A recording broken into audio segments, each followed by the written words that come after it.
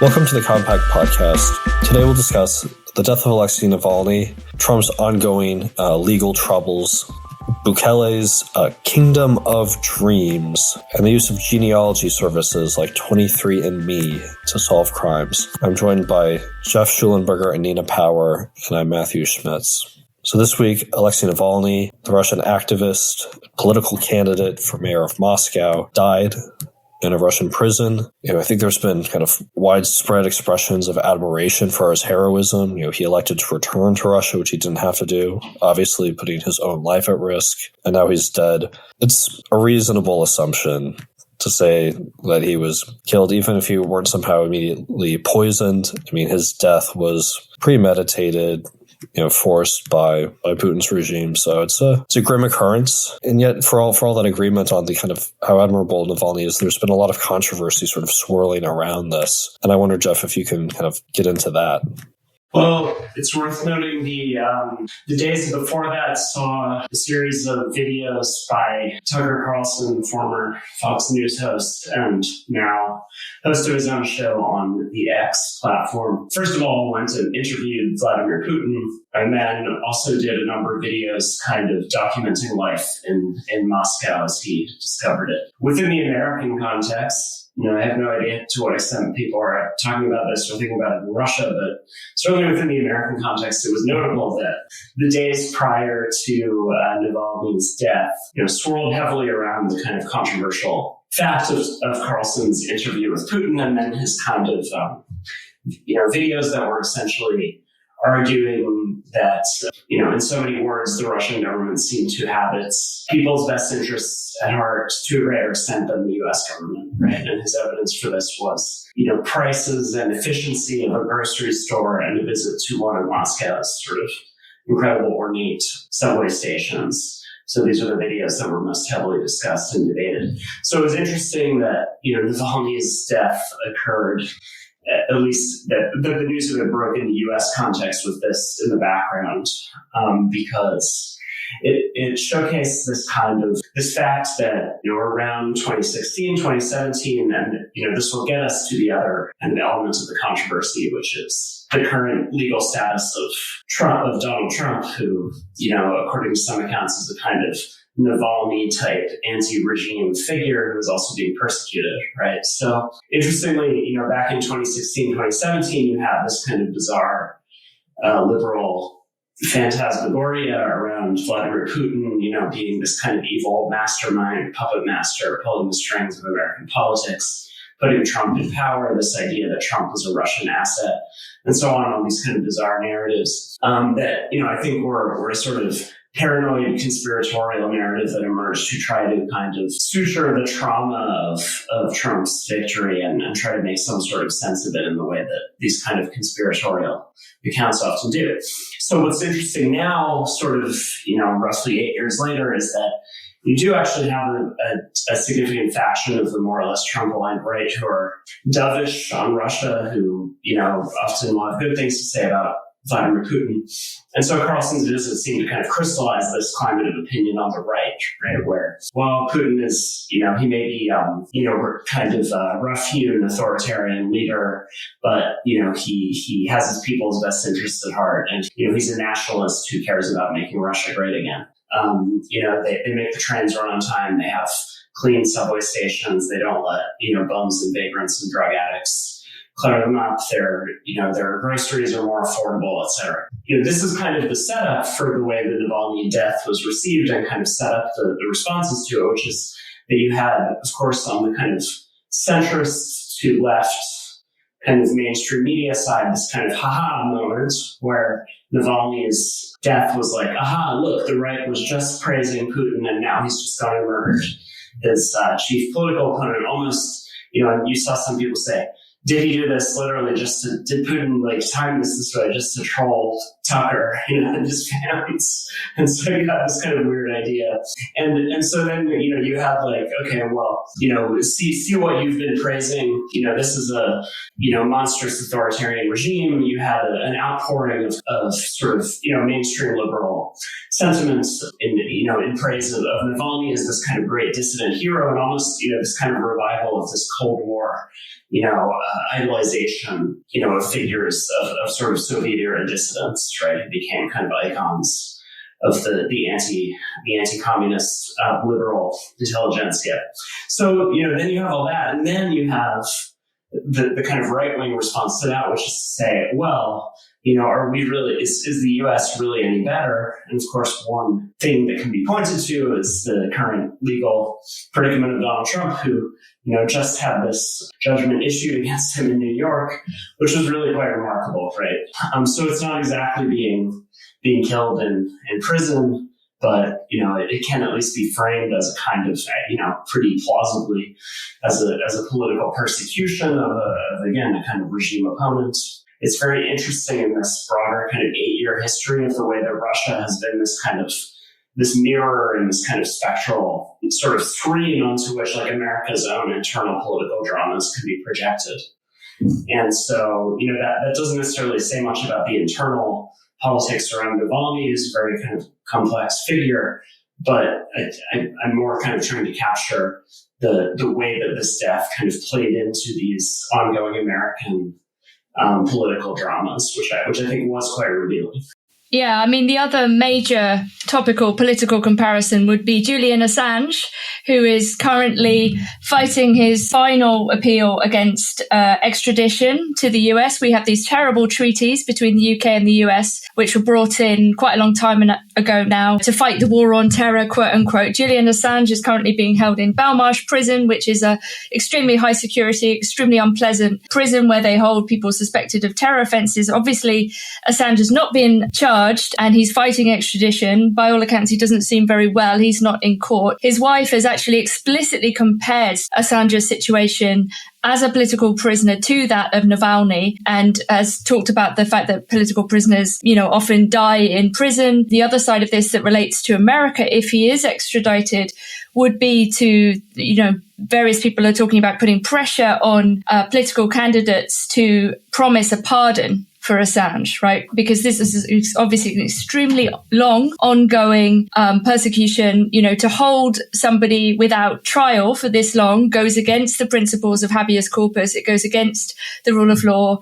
It's very, very clearly motivated by obvious political concerns and punishment of Assange for the leaking of all of that material a long time ago. And I think it's very obvious that in all of these cases, it's a show of power. It's an attempt to use law as a show of power to demonstrate who is really in charge. And if you were, though, a really strong state, I think it would seem much more powerful if you actually heard people out. Like if we had the trial for Assange in the UK, for example, everything was out in the open, right? Transparency. This would, I think, be much more a demonstration of power rather than shuffling him off to some high security supermax prison in the States, which is, we don't know the outcome. The hearing is finishing today. And obviously lots of people hope that he won't be extradited, but it wouldn't be surprising if he were. And it would also be a show of deference on the part of the UK towards the US and this rather murky special relationship that we're supposed to enjoy as your sort of post-European ally island. And yes, I think it's very much worth thinking about all of these things together, the treatment of Trump, the death of Navalny, and the ongoing trials of Julian Assange. Yeah, I think one question that really divides people in America is the question of where threats to democracy come from. And this is kind of one of the things kind of looming in the background here. Does it tend to come more from, kind of fringe figures or political outsiders, maybe someone kind of like an Assange, or someone Trump has, at times to both supporters and opponents appeared to be? Or does it kind of come more from the responsible seeming center, the kind of dispersed but coordinated people who are found in the national security bureaucracy or the so-called intelligence community, kind of NGO world? in various administrative positions and a kind of wide range of elected offices in journalism. Does the threat come more from a scattered fringe or a kind of concentrated center from a kind of crazy outsiders or the sane-seeming insiders? That's a kind of dividing line. Here, it is worth thinking about Russia. April 2022, a compact we published an essay, The Real Threat to Democracy by Stanley Payne, the historian of fascism. And he describes going to a conference in Moscow in 1995, organized by former dissidents. And they were debating the danger of kind of fascist takeover of Russia, from kind of these, weird political currents that are, like hyper-nationalist militants. He talks about his conclusion over the course of that conference that the kind of real threat to, kind of democracy and a sort of liberal system in Russia didn't actually come from these kind of fringe elements who are outside the power structure, but came from the actual existing Russian government, which could morph into a new kind of repressive regime. And that is the genesis of Putin. Putin is not someone who comes from this kind of street organizing or like whatever the kind of Russian fringe group would be. He's someone who comes from the heart of the state security apparatus. He's someone who is a member of, what in America we call very adoringly the intelligence community. The Russian example is not slam dunk kind of vindication of kind of American liberal conceits that some American liberals seem to think. It's maybe not, a kind of perfect vindication of more right-wing or populist priors either, but I think there are some elements of it that should trouble people who think that defending democracy means suppressing all outside dissent and empowering the existing state bureaucracy. Elsewhere, Geoff, you're back. You've been gone for, an episode or two of the podcast. We've been getting complaints, demands for your return. You were down in El Salvador reporting on rise and rise of Nayib Bukele. Wonderful article published on Compact this week. Bukele's Kingdom of Dreams. Tell us what you saw down there. Yeah, so I think in terms of how the country is covered at the moment, it seems like you basically have two narratives, one of which focuses heavily on the fact that the government has suspended the Constitution and is locking up very large numbers of people, something like 2% of the population, anyone suspected of being gangs. And so this is often raising concerns about human rights and so on, understandably, incredibly. And then on the other hand, you have a kind of a real kind of adulation of this tough on crime approach. So I think, I attempted to kind of go beyond those two narratives, and what I was interested in finding down there was, how you could kind of get beneath and go a bit deeper than the narratives that have been offered. So, I think one thing that I found that is easy to attest is just, this is one of the most popular leaders and governments I've encountered in any place I've been in the world. And it's particularly notable in Latin America, where I visited a good number of countries, lived in two of them. And generally the attitude towards politics has been, on the quite cynical side throughout the region for quite a while, right? It's just been taken for granted that politicians are corrupt, that they're, bound to disappoint you, and you shouldn't invest too many hopes in them. And, there's just like a lot of disillusionment and a lot of, kind of cynical realism about the limits of politics. So, it was remarkable to go somewhere where people really effusively praised the president. And, that was almost universal. It was very hard to find people who were not fans. And even those who weren't fans, I'd say, tended to kind of give him some credit, remarkably. Even the people who I spoke to who were like activists, who were working against certain policies that he's imposed, would sort of, concede that he's done some things quite well. So it was quite remarkable. And then, while I was there, he was reelected. There's some dispute about both the legitimacy of his running for a second term, which is a story as old as time in Latin America, that you have a president who, is term limited. There are a lot of countries with constitutional term limits, finds a way to work around it. It's very controversial. I'd say overall there, it's not really that controversial. I mean, that certainly there's, the opposition and a good part of the media are very critical of him for having done this, but most people didn't seem to mind very much. And in any case, it's, he's elected with something like somewhere between 80 and 85% of the vote, which is, pretty astonishing as a margin of victory.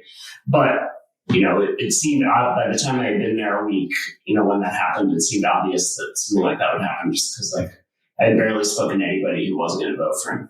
So that's remarkable. I think the usual narrative, including that you get from people there, is that, his anti-crime policies have just really transformed the country. It was a very, it was a very oppressive place to live because of the sheer kind of reach of the power of organized crime, of these, essentially kind of massive extortion rackets that de facto ran much of the country. And so, people just feel a relief in their everyday life, like every conceivable activity. Previously, they would have faced obstacles and threats from these gangs, and now they don't. So they feel just a great freedom and relief in daily life. And so that's quite a remarkable transformation. But, one thing I tried to highlight in the piece was a point made to me by the author, Horacio Castellanos Moya, who I spoke to, prior to and during my visit. And he's, a great novelist of the region. Both he's half Honduran, half Salvadoran, and he is just a really powerful kind of chronicler of the politics of the region. And what he pointed out to me was that, it's really actually the popularity of Bukele precedes his success with the gangs. That he was popular before he succeeded in vanquishing these gangs.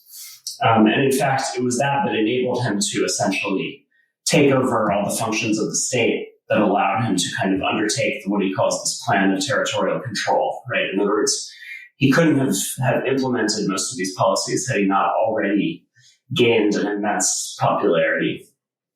And so what I found interesting was trying to get to, if the source of this popularity goes deeper than these kind of effects in daily life, what is that?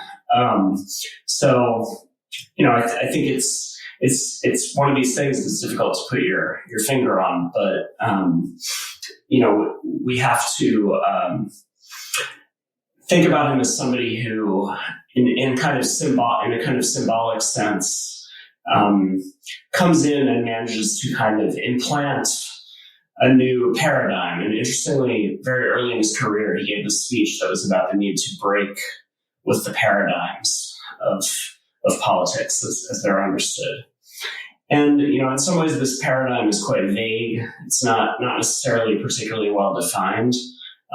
But in a way, that's part of its potency, because I think, as I argued in the article, it becomes a kind of screen onto which people can project desires and hopes. And so I think, he is somebody with a background in public relations. He literally was a kind of PR man, kind of consultant for his former political party, the left-wing party, FMLN. And he, I think, has a really strong kind of instinctual grasp about how to kind of speak directly to the imagination of his, of the people, right, of the population, and to kind of create this sense of, things are actually possible, right, that were not possible before. And so I think that's, it's a much, I think it's important to see that the practical transformation he's brought about in people's daily lives is quite remarkable, right? And people remark on it all the time. But what's interesting is that I think there's something quite a bit more, sort of ineffable that made that possible, right? Because it partly involves, the people within the state, within the military, within the police, within, his own party, seem to be kind of infused with the value of this political project, right? And that's part of what seems to make it work. And so I think that's, that's in a sense what I was trying to get at, that what we're seeing is a political phenomenon that's about kind of creating a new paradigm that, I think is still beyond the kind of security policies, is still quite kind of vague and ill-defined. But in a sense, that's part of its strength, because it allows people to imagine new possibilities that, that seem to be, sort of ruled out a priori before. And so I think that's in a sense what I and I called it Bukele's Kingdom of Dreams. He lives in a compound that's called Los Sueños, dreams. And this does seem to be kind of central to his appeal, this idea that he's a dreamer and he's kind of inviting people to dream along with him, that, things actually can be better, things can be different. And we don't have to kind of put up with these things. So even though I think in terms of his kind of actual policies, there's a lot that,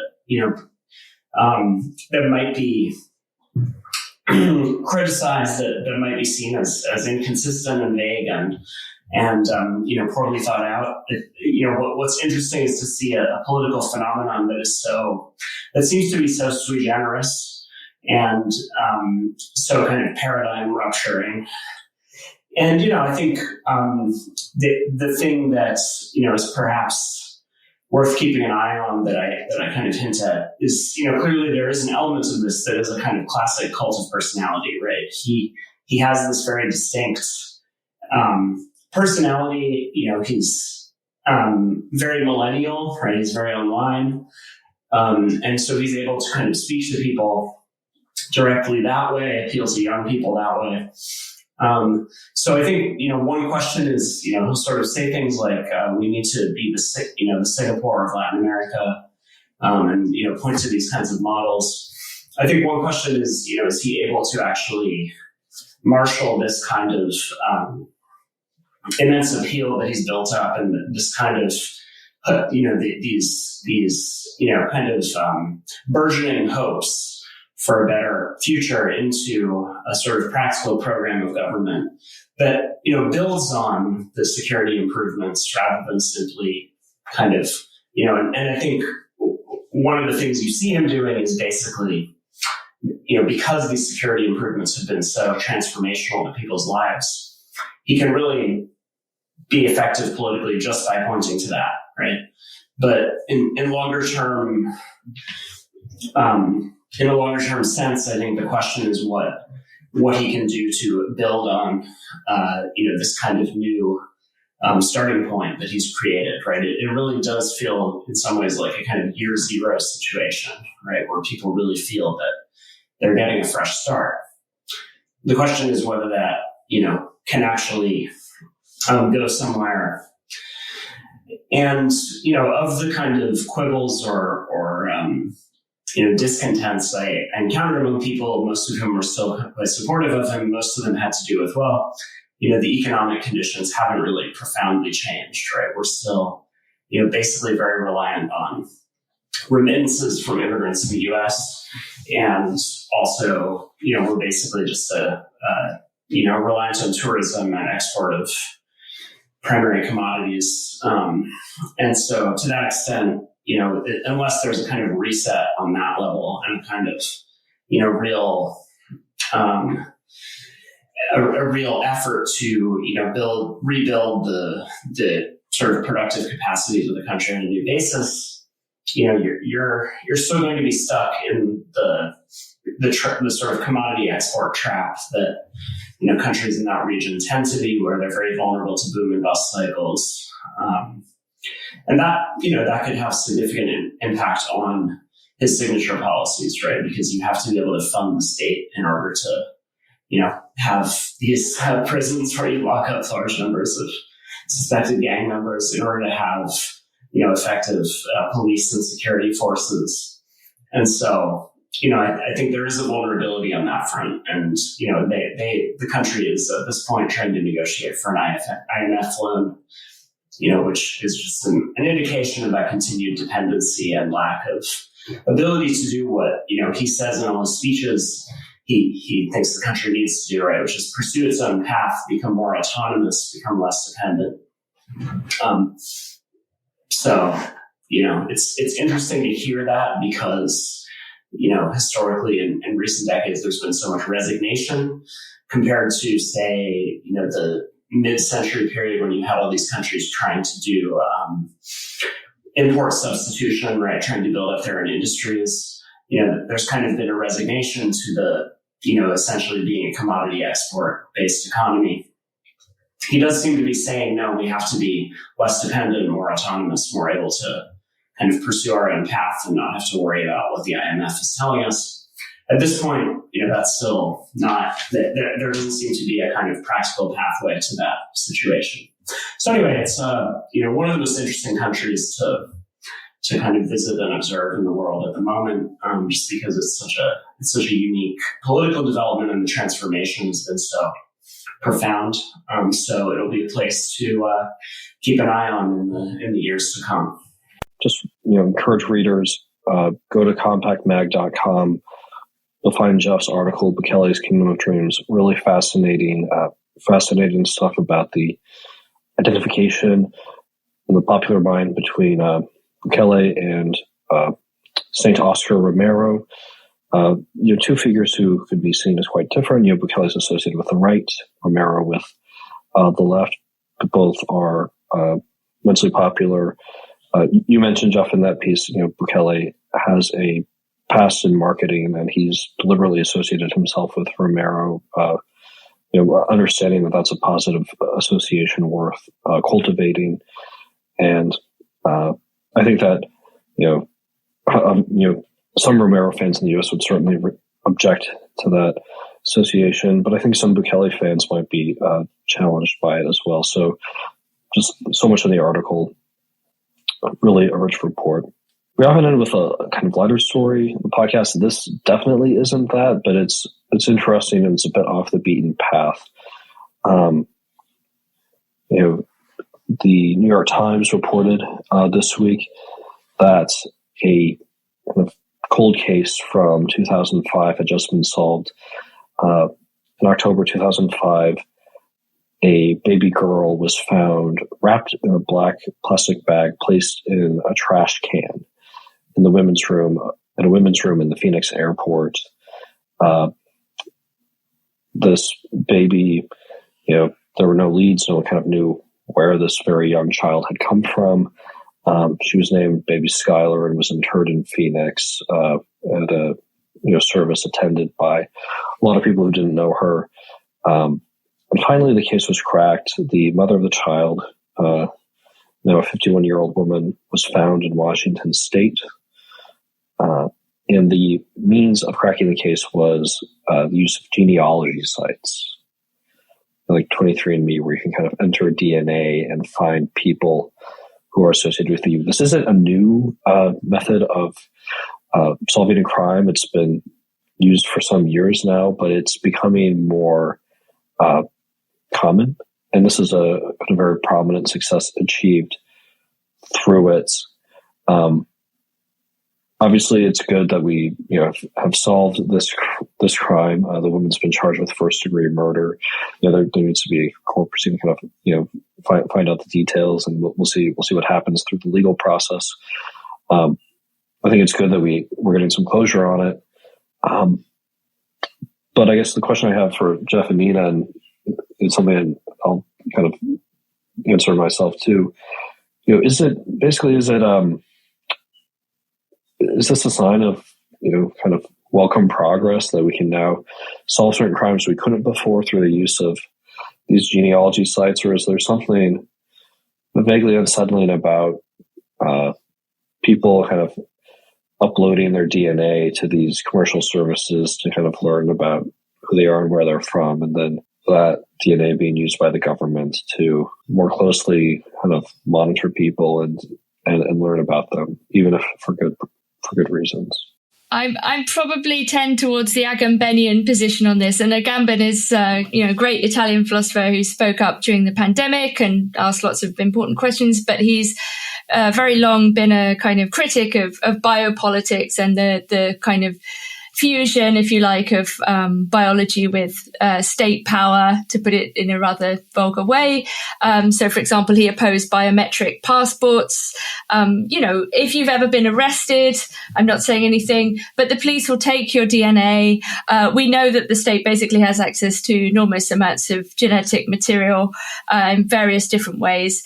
I think these genetic or genealogy genetic sites are a little bit concerning. I mean, obviously, there's a concern, as you mentioned, Matthew, between the sort of private company and the criminal investigation being kind of used. But if you think about our data in mobile phones and internet searches, these things are already used as well, like to solve crimes or to see what people have been looking up. When people are sort of typing in, how do I get rid of a corpse? The authority, the internet provider will sort of tell the state, and this might be used against you. As someone, I used to watch a lot of CSI, crime scene investigators. There's a great American show. It had lots of offshoots and franchises. It was a very silly show. I watched so much of it that I became paranoid. It was a kind of psyop to convince people that there was going to be a genetic element and a scientific element to solving all crimes in this kind of dystopian future, because the promise of this kind of forensic investigation seemed so techno-futurist. Maybe we can use AI to solve crimes and so on. And I've never given my genetic data to any of these sites, because another paranoid thought that occurred to me in the past was that they could easily make a virus just for you, like if you became annoying. I don't know if this is technically true. I have extraordinarily little scientific education, but so in any case, I think there are some seriously worrying concerns about the use of DNA and genetic material. And I wonder also about the accuracy of these 23andMe. You see people kind of saying, well, I'm 2% African or whatever. But this isn't apparently how genetics works at all. So, who knows? I mean, obviously, in this particular case, it's a very tragic, sad case. It's always extremely sad when, women give birth to children and they kill them or they die, and then this is the kind of horrible thing. Of course, it's good that there is closure and finding out what happened. But I think we should be asking questions about the broader implications of these kinds of, DNA genetic things, because it raises these deep questions about what it means to be human and what it means to be a political animal as well in this current system. Yeah, I remember the first time I heard about this kind of police, detective work relying on DNA was, I believe, the Golden State Killer, right? Who was, was kind of one of these ongoing mysteries for decades, and then ended up being identified because of, essentially the DNA of relatives that had. So, that's the other kind of interesting thing about this is that, and Nina, I'm sorry to say, but, they might still be able to target you with that virus if someone else in your family has given their genetic info, because, they don't just need you, they can do a lot just with anyone else. So, that's another point here, which is that there's not, because DNA is relational, it relates to how you're, biologically connected to others, in a sense, your own consent, your own individual consent to having your DNA used this way, can become irrelevant, because they can actually figure it out just by tracing you to other people who have given their DNA. So, the Golden State Killer himself never, gave his DNA to any of these outlets. It was that, people related to him had, and they were able to find him that way. So I think that's kind of another aspect of this, that, there's sort of a question of individual consent, that we like to think kind of governs these things, but actually, the way these kind of DNA databases work is that create these kind of networks of information, and then you can be situated in those networks regardless of whether you have chosen to kind of situate yourself in them or not. So, I think that's another interesting aspect of this. It seems like this would kind of be the Agamben, sort of biopolitical point again that Nina raised, that it creates a different relationship between state power and the sort of subjects of state power, right? Because all these things like, sort of individual rights, privacy, these kind of dimensions of the self that, are understood as being to some extent, sort of protected from the gaze of the state are being kind of unlocked and made visible in ways that we essentially may not be able to do much of anything about, right? Unless there are sort of new regulatory regimes set up to limit, the state's ability to access this type of data. So, I think it really is a significant kind of political question. Yeah, unfortunately, I agree with both of you that it's impossible to object to the resolution in this case, but there is something unsettling about the ever greater extension of kind of state knowledge and surveillance and the kind of way in which we seem to become ever more kind of legible to the state and just open to it to kind of so that it can understand everything about us. I'd like to hear someone offer a kind of full-on defense of really the state having everyone's DNA. And I guess it would just be something along the lines of, if you don't want to get in trouble, don't do crimes. You've heard this from, I believe it was the Google CEO, Eric Schmidt, who said something along these lines that sort of, well, if you don't do anything, yes, we can know all these things about you, but if you don't do anything wrong, then, it shouldn't be a problem. It's only the bad guys who need to be worried about this, right? This was kind of a standard line from these tech CEOs sort of 10 years ago when they were all about, sort of transparency, that basically we should all be transparent effectively to the state. This was, kind of just before the Snowden resolution. Google has since dropped its motto, "Don't be evil." That's the assumption is that Eric Schmidt would not ever be a bad guy, right? I mean, it's obviously, I used to do a lot of work around the right to protest, and obviously lots of people on protest get arrested, and they take your DNA. So, it really does butt up very hard against kind of other rights, right? The idea that if you just simply behave well and you never, commit crimes, but you also never protest because this is where they also take information from you. So it's, it's sinister. All right. Well, with that, thanks, Nina. Thanks, Geoff. Srab is off on a reporting trip in Armenia, as subscribers to the Compact Substack already know. If you're not a subscriber to the Compact Substack, go to compact.substack.com. There you'll get every Wednesday, for paying subscribers, an exclusive newsletter from Srab Amari, some kind of more personal observations, and some polemics. This week he discusses critically, kind of attempting the New Left Review to imagine a left-wing politics without the working class. And every Friday you'll get Nina's personal review of the week in news, notes from Nina, really the best such newsletter of its type. So compactmag.substack.com.